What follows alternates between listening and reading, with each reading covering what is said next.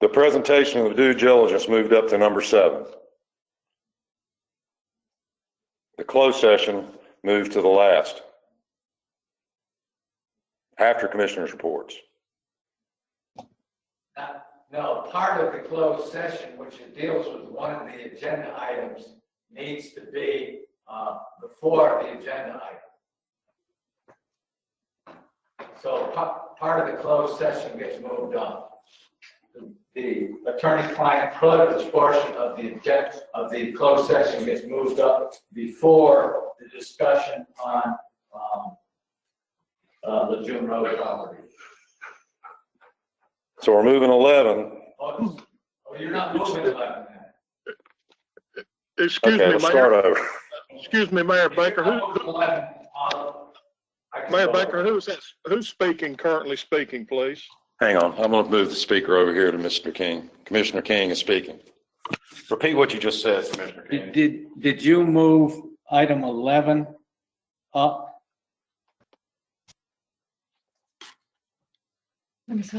Yes. We moved 11 up to number 5.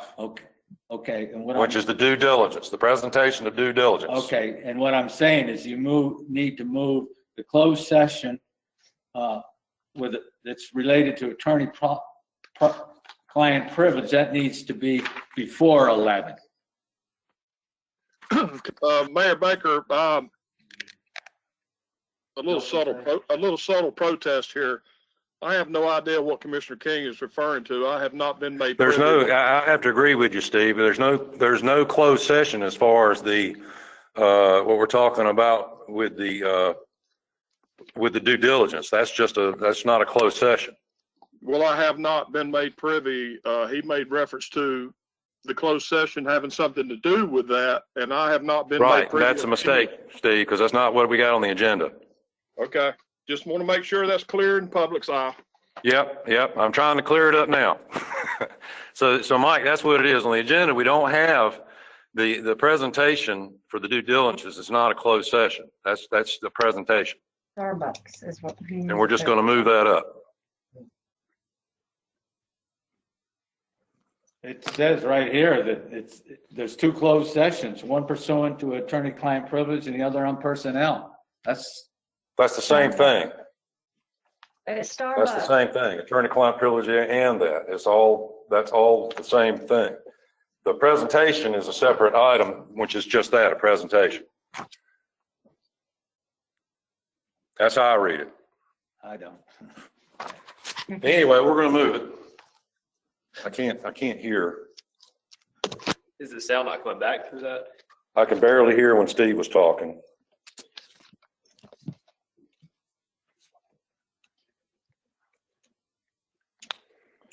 All right, just to clarify, on the agenda, we're going to go ahead and move it as we said, because we already had the motions and I only got 2 more votes to go on it, is that the item for the presentation of the due diligence was going to go from 11 to 7. And then we're moving the closed session to the last item. Is everybody else clear on that? You okay? Mike, you understand? Can somebody please tell me who seconded that?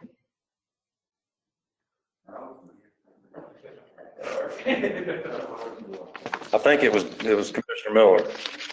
No, I think he motioned. I think what we were trying to do was to have the attorney. I couldn't hear. Shall we start over, gentlemen? Would this make better sense if we just start over? Please. All right, so here we go. I'm just going to start over. I am detesting these meetings as far as how we're having to do them. But anyway, so what we're going to do is we're going to move the swearing in of the K-9 officer from item number 8, and that will become item number 5. All right, then we're going to move the presentation of due diligence from item number 11. That will become item number 7. And then we're going to move the closed session to the end. So that will become number 12. So let's ask for another. Okay, what? I think what we were trying to do was to split the closed session, have attorney-client privilege come after the consent agenda, or after the public comment period, and then the personnel be at the end of the agenda. The the attorney-client privilege is to discuss matters with the attorney prior to an item that occurs earlier in the agenda. Okay, well, that's where it was confusing to me because it's listed as the same as one item. Well, my question, Mayor, is how can one commissioner know what this closed session is going to be about and not all commissioners? I have not been privy to any information concerning closed session. Who's going to answer that question for me?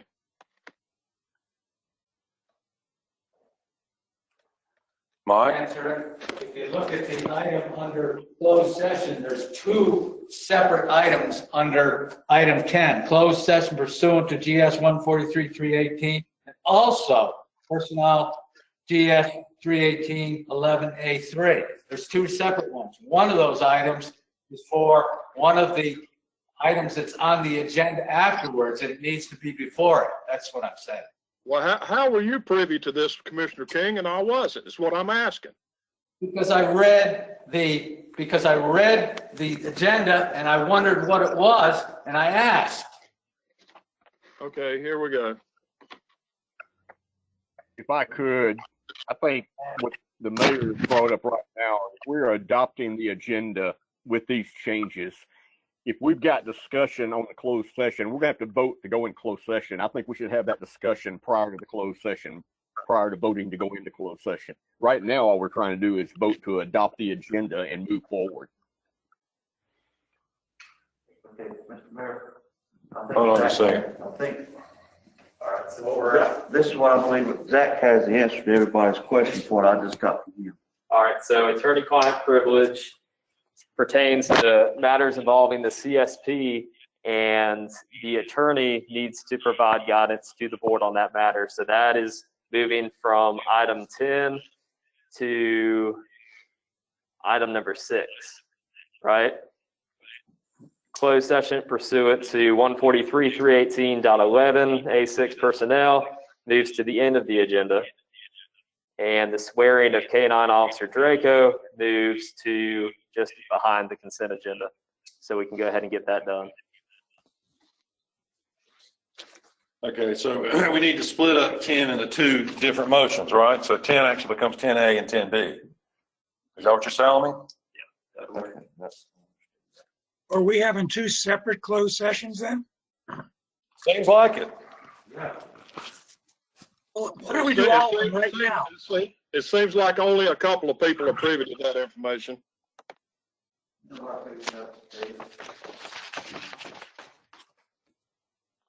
All right, so we're going to have two closed sessions. And we'll move item 10A, which is the attorney-client privilege, right? Yes. That goes to item number 7, correct? Yeah, that would be fine. After public comments. Yes. If you use 7, it's after staff update, so either way. All right, and then we'll move the due diligence to right after that, after the.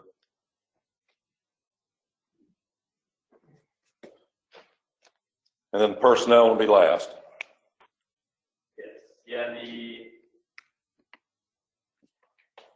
because the due diligence doesn't necessarily have to be moved, but that's fine to do that as well. So. All right, so one more time. So there's two items. We're going to split them up. Item 10, which is two closed sessions. And we're going to move the one for the attorney-client privilege is going to go be item number 7. In other words, after the public comment. We're going to move the swearing in from 8 to 5. And then we'll have the personnel closed session last. All right, can I get a motion to approve that? I'll make that motion. Second. Okay, because Commissioner Miller has made the motion, Commissioner King has seconded. I shall now do a roll call vote, and we'll hopefully move on. Commissioner Martin, No. Commissioner King, Yes. Commissioner Nalitz, Yes, Commissioner Miller, Yes. Commissioner Waters. Yeah. All right, motion carries 4-1. All right, now the consent agenda. There's three items. Let's see, 1, 2, 3. 3 items on the consent agenda. The updated job descriptions for Public Works, the approval of the 2021 Board of Commissioner meeting dates, and the approval of the 2021 town holidays. Have a motion to approve. If we need to discuss, we can individually. Motion to approve? Motion to approve by Commissioner King. Is there a second? Second from Commissioner Waters. Is there any discussion? I just first of all let's talk about the as far as the meeting dates go. Do any commissioners have any conflicts with that? No. Online, Steve, you cool with that? I just want to make sure everybody's good on these dates. Yes, I'm okay with that, Mayor. Okay, Commissioner Nailitz? Yes, no problems. Or not, no Okay. problems with town holidays either. Okay, Commissioner Miller? Yes, I'm good with it. Okay, any other discussion, on any other items in the consent agenda? If not, then we'll do a roll call vote to approve. Commissioner Martin? Yes. Commissioner King? Yes. Commissioner Nailitz? Yes, Commissioner Miller? Yes. And Commissioner Waters? All right, carries 5-0. All right, so now we have moved up to the next item on the agenda, which is the swearing in of our K-9 officer, Draco. All right. Let me grab the paper here.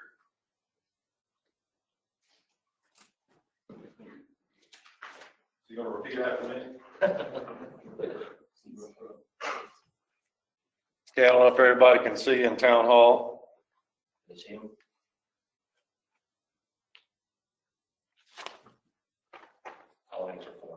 Okay, Draco, raise your right paw.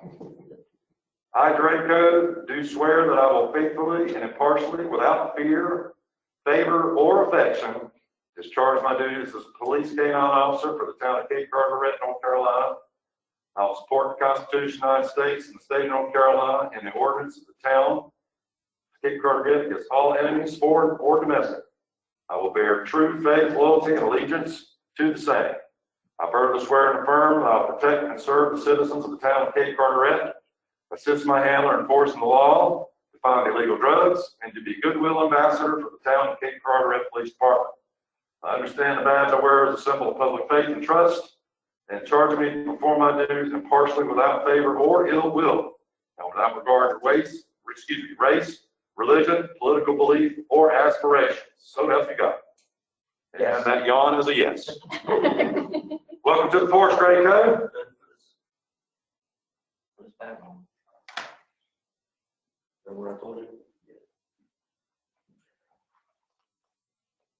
And this is my son Jeremiah doing this.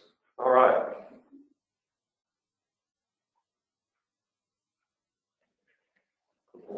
All right, well, congratulations. Sergeant Baldwin, he's all yours. Thank you. Thank y'all for coming. Y'all have a great evening. Pretty boy.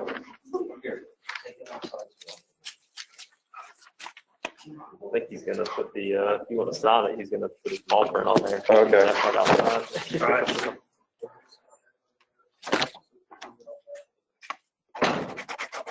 All right, it's official. All right, there you go. Put his paw print on that. All right, so next up we'll have public comment. Chief, were they out? Were they anybody outside? Okay. Okay, first would be Wayne Truax. Mr. Truax. So now we're into the public comment. We have a few people here at Town Hall that are going to speak. And then I believe we have 2 online, and we'll catch them shortly after.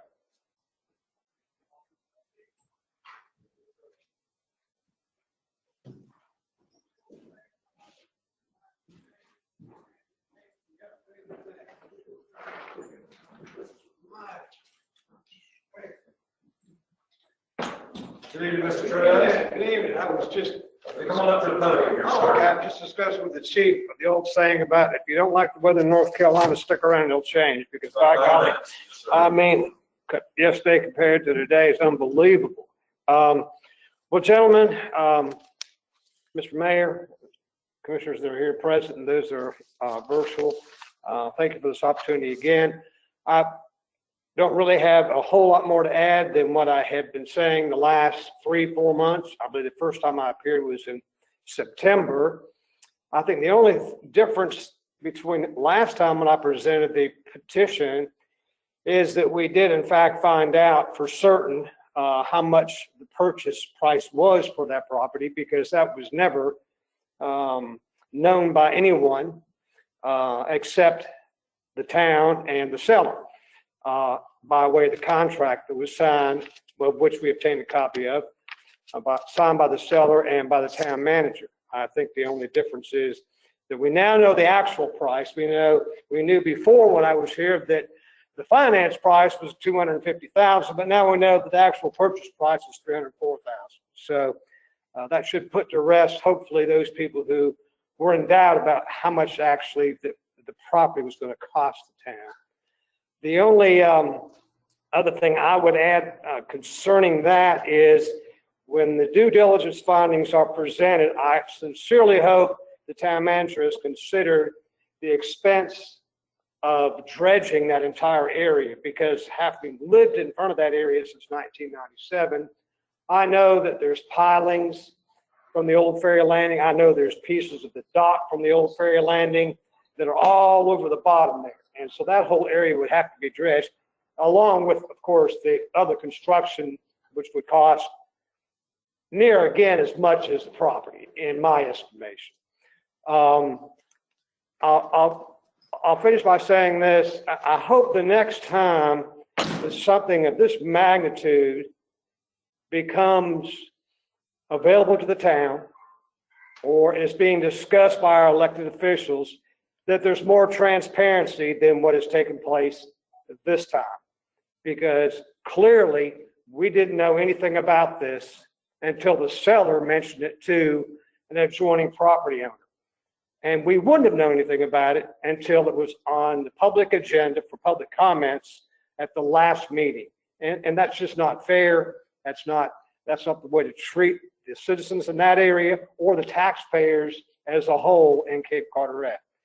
I would say this in closing: I appreciate the commissioners who I have spoke with who have gone out of their way to contact me and discuss their concerns and their observations with me and to listen to what I had to say.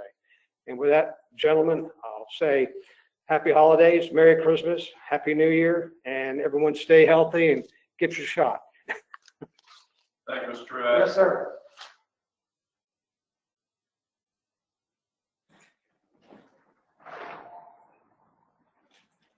Which way did Chief go?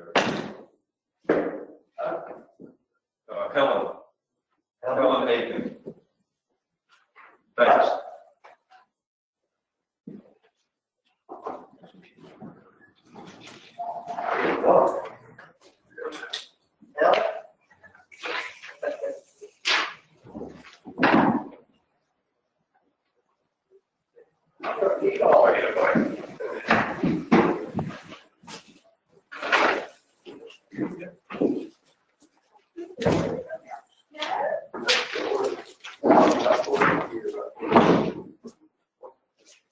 Worry about that.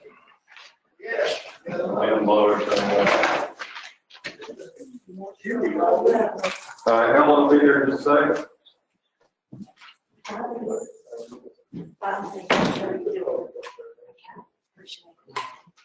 Just take me a second to get going. Go right ahead.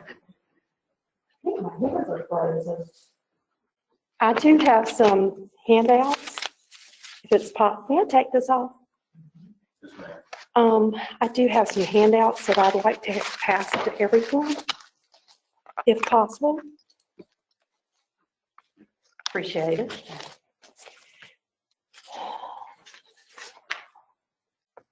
And we'll make sure that the commissioners online get a copy of this as well. Thank you. I appreciate that. My name is Helen Aitken, and I serve on the Friends of the Western Carteret Library and have been for about 14 years. But I'm here today as a taxpayer. And I wanted to let you know about some information dealing with our new county library, and especially for Western Carteret Library, because that branch is very, very special to my heart. The library transitioned during the February period when we had the new librarian that came in. And in March, about the middle of March, we went through the COVID situation where all the libraries were closed, and then they came back open like the second week in September. During that time, that transition took some very unique and I think devastating turns. And I wanted to let you know about that. A lot of problems arose from January 1st until September 30th. 16,951 books were culled out of our county library. That's 12% of what was there. Now, best practice books only once, 5% a year. And as I figure from what I can tell from the rest of this year, we may be approaching as much as 17 or 18% of our books have been culled. Now, there are 4 ways that you can get rid of the books. You can give them to Best World Books. They will purchase them as you get rid of them. And if they sell them, then they give you money back. Or you can donate it to other places, like, for instance, a lot of our books, and if you'll look, continue on to the second part of the packet, you will be able to see that our Freedom Collection, which are military books, were devastated.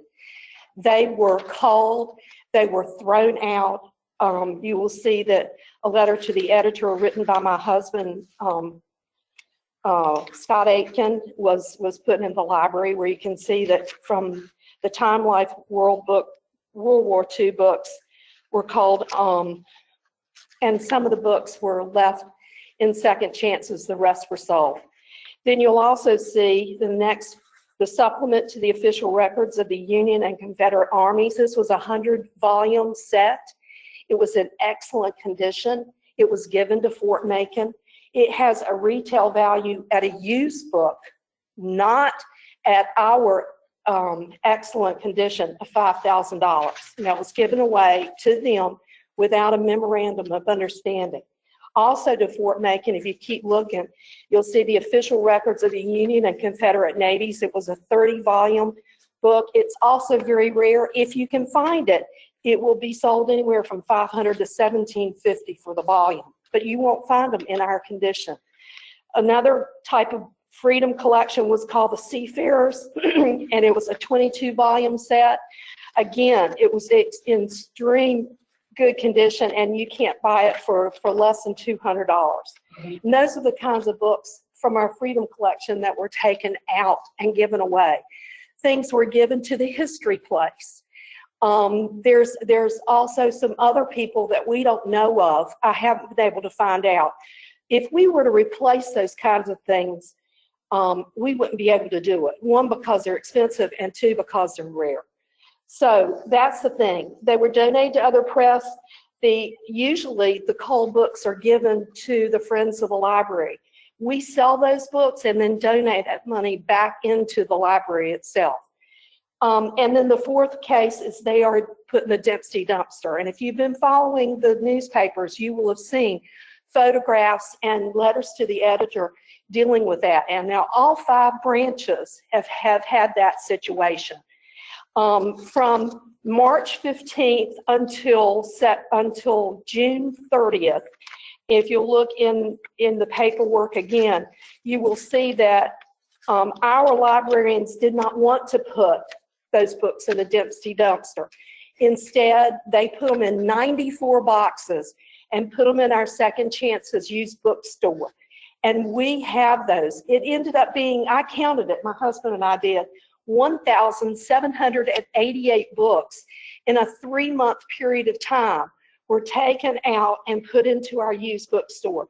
We have no idea of how many books from Western Carteret Library after that date from July the 1st until today. There's no way of us finding out how many books were called.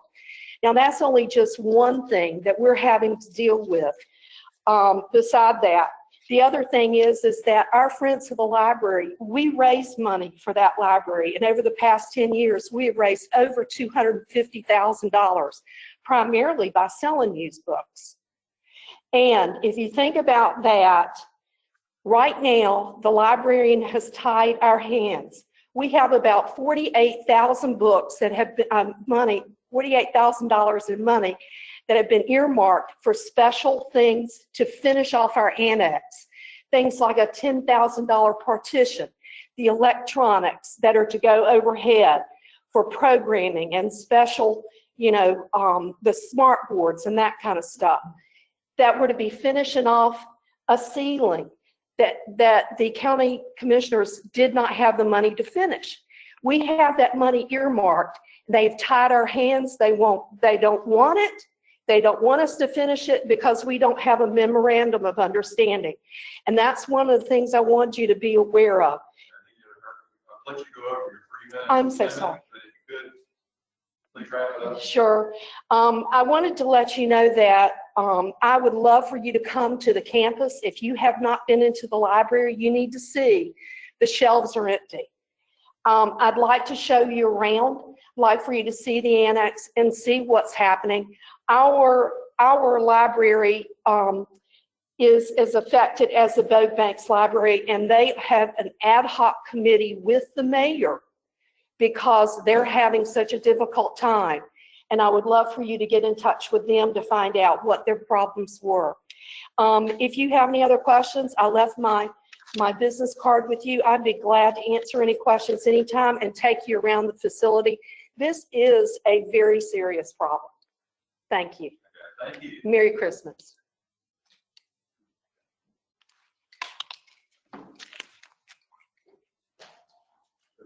Matt, should be Matt out there. Thanks. Thanks for coming. Hey, thanks for giving us the extra time. Appreciate it. Hey, you too. There's some issues with the county. And so the county, and it's a lot involved with what's happening with the libraries. Did that we did. Well,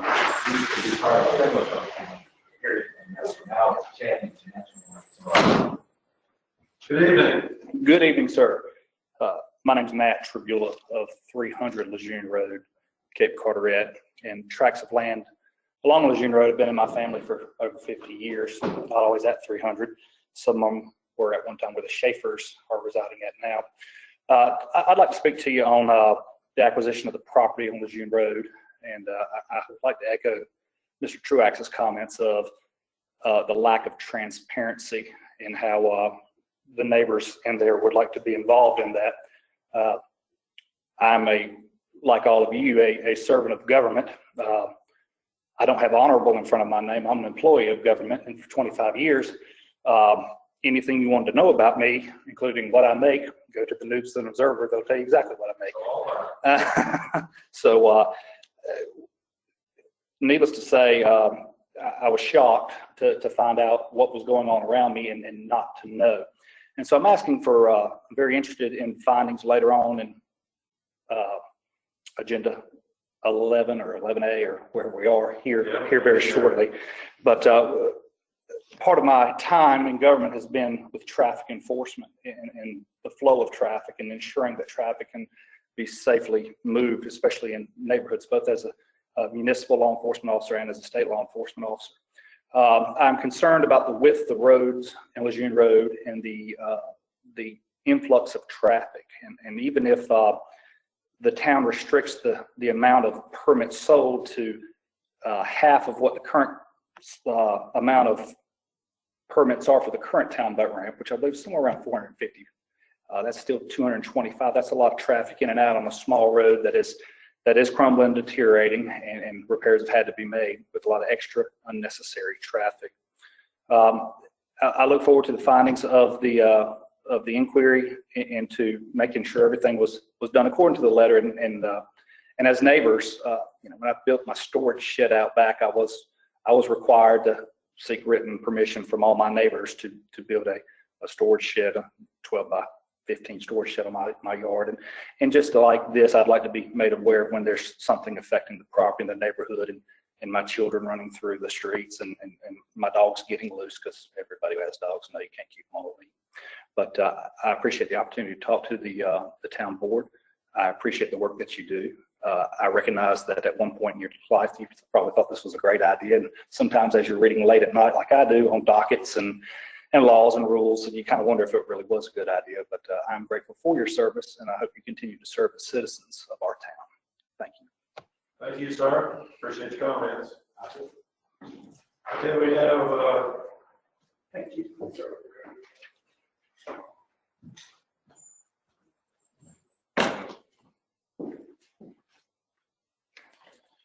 All right, if I'm reading this right, we have 2 online that we need to have. One of them's marked out. Okay, Paxton Holtz. This is Holtz. Has signed up to speak electronically. Can you hear me, Mayor? Yes, ma'am. You go right ahead. Can you hear me, Mayor?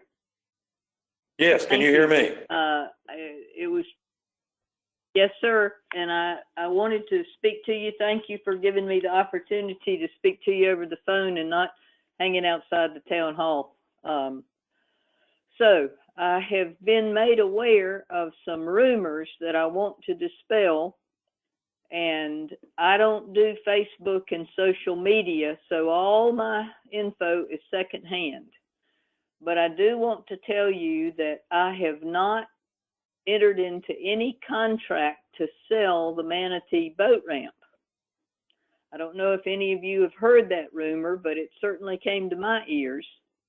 I haven't heard anything like that. Not only do okay, well, I have not entered into a contract to sell the Manatee boat ramp, and I am not inclined to offer it to the town of Cape Carteret, as Commissioner King will tell you. You have 11 years left on the lease. Please enjoy that, and I understand that there's going to be a great big county facility put in to launch boats and park vehicles and trailers between here and Moorhead. And if people want to go there to launch their boats instead of in Cape Carteret, that's fine with me. But I think it would behoove the commissioners to purchase waterfront property on Lejeune or wherever they can get it to benefit the citizens of Cape Carteret. I'd also wanted to say that I have nothing to do with the ownership of the old PNC building or Starbucks, and I have not had anything to do with the ownership of the shopping centers since 2004 when we sold it. So I just want to quell some of these rumors that are flying around and encourage the town to buy waterfront property for its citizens when you can. And I'll be glad to answer any questions. All right, thank you, Mrs. Holtz. We appreciate your time this evening. Thank you, sir. Bye now. All right. Okay, we have one more person signed up for public comment who is online. Bob Lenthal. I hope I pronounced your name correctly, sir. Zach, if you could cue him up.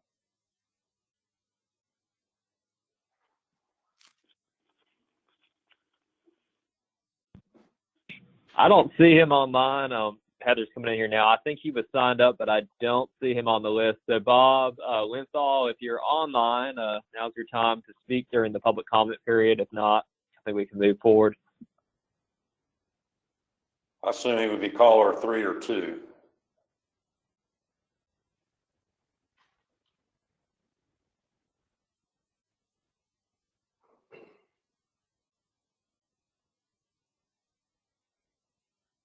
Bob going once? Bob going twice. Yeah, Bob just to going confirm, three. caller two and caller three are both unmuted, so. Okay. Okay, well, I guess we missed Bob. With that, we'll end the public comment, unless there was anybody else online that we had signed up, Zach, to speak, that I'm not aware of. Nope, not that we're aware of. All right, so if I've got my notes right here, we're going to take a motion to go into the closed session pursuant to the General Statute 143-31811 for the attorney-private clearance. I have a motion from Commissioner King. Have a second? I have a second from Commissioner Waters. Okay, so I will do a roll call vote. Commissioner Nalitz? Yes. Commissioner King? Yeah. Commissioner Martin? Yeah. Commissioner Miller? Yes. And Commissioner Waters. All right, we shall now go into a closed session electronically. Zach, I guess we'll go to a different page. Everybody else should be able to sit tight here, right? Or do we need?